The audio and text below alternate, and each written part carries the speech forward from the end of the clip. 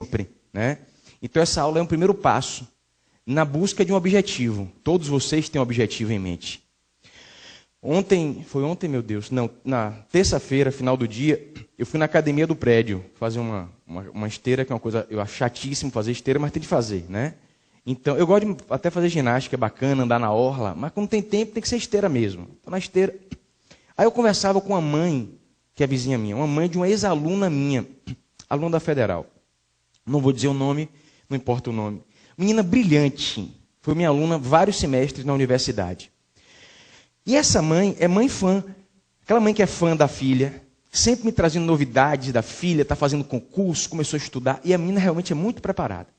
Ontem ela me falou uma coisa que me bateu fundo. Eu parei minha esteira e olhei para ela. Ela disse assim: pois é, Pablo, minha filha não obteve êxito nas últimas provas e me disse que iria parar de ter vida social, porque ela não aguentava mais as pessoas da própria família dela dizendo: e aí já passou, e aí já passou, e ainda está estudando. Ela decidiu simplesmente não ter mais vida social. Eu parei minha esteira e disse assim: por favor, peça que ela ligue para mim. Eu disse isso a ela porque eu já ouvi isso inúmeras vezes. Porque eu passei por isso. Não só ouvi, como passei por isso. Eu disse a ela: olha, diga a fulana que ela precisa colocar sobre ela o que eu chamo, isso aqui não tem conotação religiosa nenhuma. Eu chamo isso de blindagem espiritual. E eu disse isso mais porque muitas vezes essa cobrança, essa frase, vem de uma pessoa da família. E não é só para quem só está estudando para concurso, não. Muitos trabalham o dia inteiro e de noite param para estudar. Então, esse manto de blindagem, ele é tão importante em sua vida. Você não tem ideia do que significa ele. Mas, Pablito, como é que eu faço isso? Equilíbrio, postura mental diante da vida. Você não pode querer resolver um problema simplesmente negando a existência do fato. Eu não terei mais vida social. Ou como um aluno fez, eu narrei isso aqui, sempre digo, uma aluna minha disse: professor, agora eu passo no concurso, porque eu vou acabar meu namoro. Aí eu mandei uma resposta dizendo assim: seu namorado é psicótico, ele lhe deixa com falta de ar. Uma namorada minha me deixava com falta de ar, eu terminei o namoro. Ela me deixava com falta de ar, eu terminei o namoro. Não, professor, até que gosto dele. Então você vai terminar o namoro? Aliás, eu vou dizer uma coisa muito séria aqui, não vou me estender muito não. Os alunos, muitos alunos, conseguem êxito em prova, alunos que nem estudam tanto. Veja, calma, tem que estudar muito. Mas sabe aquele aluno que na faculdade nem foi de tanto estudar e acaba passando numa prova? Por que fulano tem sorte? Isso não se chama sorte, não. Quando você se senta para enfrentar um desafio, não é só prova, não. No dia em que você lida, eu já falei aqui diversas vezes, alguns alunos acham: Pablito está inventando. Não estou inventando. Isso é física, espiritual. Quando você lida diante de um problema, essa palavra é pesada, é difícil. Pesada não, é difícil para nós seres humanos. Com desapego, você não tem ideia do que você é capaz de fazer com o problema. Você pisa nele. A melhor prova que eu fiz na minha vida toda, foi para delegado de Polícia Federal. Eu estudei muito.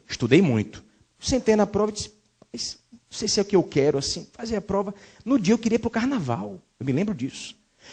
Eu fiz a prova com uma leveza, foi a melhor prova que eu fiz na minha vida. Eu fechei uma redação, sempre fui bom aluno, mas nunca fechei redação na minha vida. Eu fechei a redação da Polícia Federal na época, porque, claro que eu estudei muito, mas eu estava desapegado. O desapego é um dos principais desafios para o ser humano. E não é só no campo do concurso público, não, doutores. É da vida. Eu estou dizendo isso, professor Pablo, uma pessoa que tem luzes de desapego. Muito pelo contrário. Às vezes eu digo isso para que eu siga isso. Eu acabei de ter a graça divina de ter 2 filhinhas gêmeas. Eu sempre fiz análise. Voltei para a minha análise agora. Eu estou precisando. Porque, meu Deus, essas meninas vão para a escola. Como é que elas vão para a escola? Eu vou ter que ir junto, meu Deus. Desapego. Eu vou ter de me desapegar. Minhas filhas não são meu objeto. Como dizia o grande Khalil Gibran, elas vêm por meio de vós, mas não são de vós. Não são vossas. Então, meus amigos, eu estou dizendo isso porque eu sempre fui um bom aluno na universidade. Eu nunca disse isso a vocês. Sempre fui bom aluno. Cheguei a obtive uma laurea, que é um diploma que se recebe. Fui sempre. Esse concurso para delegado de Polícia Federal, quando eu fiz, nem diploma eu tinha na época. Eu tinha uma colação de grau, fiz a prova, passei. Não cheguei para a academia, decidi não ir. Por isso, inclusive, já estava com diploma nesse meio tempo, lógico, né? Mas eu sempre fui bom aluno. Quando eu fiz a minha primeira prova no concurso da magistratura, eu sempre narro esse episódio. Eu passei em primeiro lugar na primeira fase, fui muito bem na segunda fase, acho que terceiro lugar ou quarto, não me lembro. Fred passou comigo nas duas fases. Na terceira e última fase, eu estava numa igreja, eu nunca esqueço isso. Meus pais foram ouvir o resultado da prova. Eu não tinha coragem de ir. Na época não era CESP, não tinha internet divulgando, não tinha nada. Era no fórum, os desembargadores se reuniam e diziam o resultado. Minha mãe tinha me ligado e disse assim, meu filho começou o resultado. Eu falei, mãe, só me ligue para me dizer se eu passei ou não. Minha mãe disse, não, meu filho, mas eu tenho que te dizer o que eu vi aqui. Eu disse, diga amanhã. Eu sofrendo, né? Ela disse assim, meu filho, eu vi uma moça, essa moça é juíza, eu não sei quem é, com a família toda com ela. Porque imagine o que você estudar durante anos, na última fase escrita, você perdendo um concurso para juiz. É um horror. Muito bem, o desembargador lendo as notas, 5 era a nota de corte. Fulano, tanto. Beltrano, tanto. Aí veio ela, fulana de tal, 4,5. Minha mãe disse que foi impressionante. No mesmo instante em que ele disse o 4,5, a família dela, junto com ela, explodiram num choro único. Ao mesmo tempo, o choro, e abraçaram ela como se fosse uma concha, a menina. Aí o desembargador fez assim, desculpe, errei, 5,5. A família voltou com ela. Quer dizer, pessoa cardíaca morre ali, né? Você imagina, não levanta. Quer dizer, isso tudo, para mim, foi ensinamento. E nesse concurso, com todo o histórico que eu tive na minha vida, eu e Fred perdemos esse concurso. Eu nunca esqueço, né? O que mais me doeu não foi perder na prova. Foram 2 episódios que ocorreram em minha vida. O primeiro, eu peguei minha prova, na prova de civil e processo civil, que eu não sou Deus. Eu não sou Deus. Mas é uma matéria que sempre tive uma base muito boa. Peguei minha prova, levei para o professor Milton Tavares, já falecido. Quem mais sabia direito civil na Bahia na época era ele. Milton, vocês não conheceram ele não. O professor Milton pegou a prova e disse, Pablo, eu nunca esqueço, na rampa da faculdade, essa resposta sua está certa. Eu colocaria isso aqui. Pois é, professor, eu perdi. Ele disse assim, eu perdia junto, eu não recorri na prova. Perdi. Isso me doeu profundamente, poderia ter perdido porque não sabia, mas eu botei uma resposta que o maior conhecedor da matéria disse que estava assim, tudo bem. O que mais me doeu foi perceber o rolo compressor da sociedade. Pessoas que eu imaginei que me queriam bem, eu nunca fiz mal àquelas pessoas, me utilizando como exemplo. Pablo perdeu um prazer mórbido, sabe prazer mórbido? De me usar como exemplo? Prazer mórbido. No dia, eu tenho tanta alegria de dizer isso a vocês, porque a derrota que eu tive, eu falo de coração a vocês. Eu falo de coração, meus amigos. Essa derrota que eu tive foi a maior vitória de minha vida. Foi a maior vitória de minha vida. No dia seguinte, Fred ficou com razão. Fred também foi injustiçado nessa... Não vou dizer injustiçado. Foi injustiçado nessa prova. Fred se chateou, enveredou pela advocacia. Hoje é um dos maiores advogados do país, realizadíssimo. Um gênio, que é um gênio aquele menino. Meu irmão, que eu amo o Fred desesperadamente. Eu disse, não, eu quero fazer a prova de novo. No dia seguinte, eu nunca esqueço, eu abri o edital em minha casa, o mesmo edital, todo riscado a lápis, eu abri o edital. No dia seguinte de eu ter perdido o concurso, botei aqui, uma lágrima fez assim, plink no edital. Você sabe qual é a minha grande alegria? Vou dizer a vocês, doutores, cada um tem uma forma de ver Deus. Mesmo aqueles que dizem não crer em Deus. Eu tenho grandes alunos que dizem assim, eu não creio. E não gosto desse papo de... Alguns alunos que não dizem crer em Deus são pessoas boníssimas. Estão com Deus o tempo todo. Muito mais do que outros que dizem da boca para fora. Muito mais. No dia seguinte eu olhei para cima e disse, meu Deus, eu tenho certeza que meu momento não era aquele. A lágrima caiu. Pois bem, no ano em que eu perdi o concurso, eu fiquei em Salvador. Neste ano, 2 coisas aconteceram em minha vida, 3 coisas aconteceram em minha vida. A primeira, abri o concurso para professor efetivo da Universidade Federal da Bahia. Não abria nunca. Há décadas não abria. Eu me inscrevi no concurso. Segunda coisa, um professor renomado, eu não conhecia, chamado Luiz Flávio Gomes, me convidou para um projeto em São Paulo. chamado Rede de Ensino Luiz Flávio Gomes, nesse mesmo ano. Nesse mesmo ano. 2 fatos relevantíssimos em minha vida ocorreram no ano da minha derrota, em que eu não estaria em Salvador. Eu estaria no interior e diria, Luiz Flávio, eu não posso ir. E minha vida mudou por completo. Eu estou aqui com vocês hoje, doutores. Nesse mesmo ano, abri o concurso para juiz. Eu fiz de novo. Eu nunca esqueço. Passei no concurso. Prova oral. Fui bem na prova oral. Depois vou lhes narrar o que aconteceu nela. Não vem ao caso agora. Sabia que havia passado entre os primeiros. No dia que saiu a colocação, a classificação dos candidatos. E na época, apenas o primeiro colocado escolhia a comarca dele, na prática. Tá? Eu sabia que eu não ia ser o primeiro pelas notas que eu ouvi. Tinham dito as notas errado. Quando eu abri o Diário do Poder Judiciário, eu havia passado em primeiro lugar no concurso. Sabe quando a mão divina diz assim, o momento não é esse? No convite de minha formatura só teve uma única frase. Eu não agradeci a ninguém. Todos sabiam minha gratidão eterna. Eu disse, prepara-se o cavalo para o dia da batalha, mas só Deus dá a vitória. O que significa isso? Significa que eu vou esperar um anjo descer do céu para fazer minha prova? Negativo, estude. Mas significa de que a sabedoria divina sabe o momento das coisas. Eu digo a vocês, eu fui pai agora, doutores. Eu vou dizer, a maior vocação de minha vida é ser pai. Eu imaginei que era ser professor, ser juiz. Não é. E foi no momento mais importante de minha vida. Mas você, uma amiga minha, você teve pai, você foi pai com 36, você é pai velho. Eu falei, você é ridícula. Você é ridícula. Pai velho? Eu sou pai velho. Eu falei, velho está na idade mental de quem pensa assim, meu Deus. Tudo na vida tem um momento. Tudo na vida.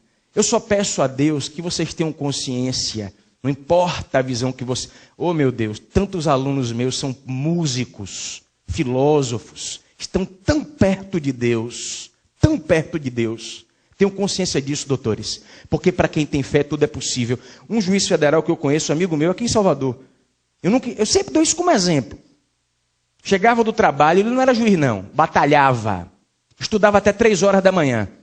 Depois de estudar a matéria, sabe o que é que ele fazia? Sabe o que é que ele fazia? Caligrafia, doutores. Pegava aqueles manuais de alfabetização e botava letra A, letra B, porque a letra dele era tão miserável e infeliz que ele não estava conseguindo fazer uma prova de concurso. Hoje, ele é o que ele sonhou ser, porque isso é possível a qualquer pessoa, a qualquer um que não fique escravo dos medos do futuro. Porque tem um aluno que só vive assim, porque quando eu for juiz eu vou ser feliz, quando eu vou ser promotor. Não escravize seu futuro, porque com isso você simplesmente aniquila o seu presente. Meus amigos do coração, que Deus inspire esse curso nosso de civil, que vocês tenham principalmente fé, confiança e se blindem espiritualmente para evitar, como essa aluna minha que disse que iria evitar todo o compromisso social. Eu disse à mãe dela, peço para ela me ligar, eu vou contar a ela, um aluno meu, que hoje é advogado da União. Ele está na AGU. Eu nunca esqueço, ele falou, Pablito, eu vou te dar um abraço na comarca. Eu nunca vou esquecer no dia que você falou da blindagem espiritual. Eu estava sofrendo tanto, professor. Ele me contando. Ele, num domingo, estudar domingo de manhã, horrível. Acordou 7 horas da manhã, está fechado no quarto. O pai dele entrou. Ô João, já que você não está fazendo nada, vem aqui me ajudar. Ele disse que aquilo foi uma adaga no coração dele. Ele disse, Pablito, eu lembrei das palavras, a blindagem espiritual. Sempre que disserem isso, um parente seu, diz assim, painho, o estudo dignifica. O estudo dignifica. O estudo dignifica. Não há uma pessoa. Você pode dizer assim, eu me arrependo tanto de ter namorado com Francisco por 3 anos. Perdi meu tempo. Está errado dizer isso, mas não acontece isso, você namorar e dizer perdi. Não existe um ser humano que diga, eu me arrependo de passar o tempo estudando. O estudo dignifica sempre, meus amigos do coração. E nós começamos o nosso curso de civil. O tópico 1 do intensivo 1 aqui na nossa matéria é um dos tópicos mais importantes, mais polêmicos, mais apaixonantes do direito civil brasileiro, que é personalidade jurídica. Você começa colocando esse tópico em seu caderno. Vai haver momentos aqui na aula em que eu vou dizer assim, segura a mão, confia em mim um pouquinho só. Tá? Porque não pense você que a aula é boa quando eu copio 40 páginas. Não, deixa eu te dizer. Além dos livros que você vai ter de estudar, recorrer a eles, eu sempre passo apostilas. Minha apostila vai ser postada em meu site essa semana. Ela tem cerca de 80 páginas sobre o tema. Então, o que eu quero dizer com isso é que a minha aula aqui, ela é principalmente para a sua mente. Você vai copiar, porque eu sei que o caderno faz parte de sua vida. Mas você vai principalmente entender o que eu vou lhe ensinar. Tá? O tópico é personalidade jurídica, meus amigos do coração. Logicamente, segura a mão um pouquinho só e ouve, só um pouquinho antes de copiar. Logicamente, que o conceito de personalidade que eu vou lhes dar agora, não é um conceito da psicologia, não. Porque você pode estudar a personalidade no âmbito da psicologia. O conceito que eu vou lhes dar agora é um conceito técnico, é um conceito fundamental para o direito. Esse conceito que eu vou lhes dar. Então você solta a mãozinha no caderno assim, ó. Conceito de personalidade jurídica. Vamos lá? A personalidade jurídica é a aptidão genérica,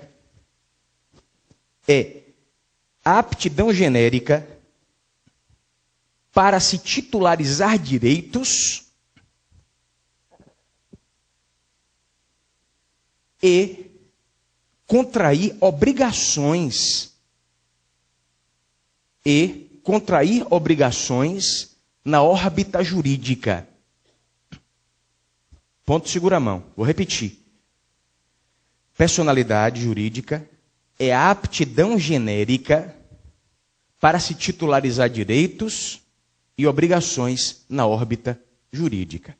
Copiou isso aí? Aí você complementa assim, ó. Ponto de segmento. Complemente. Tanto a pessoa física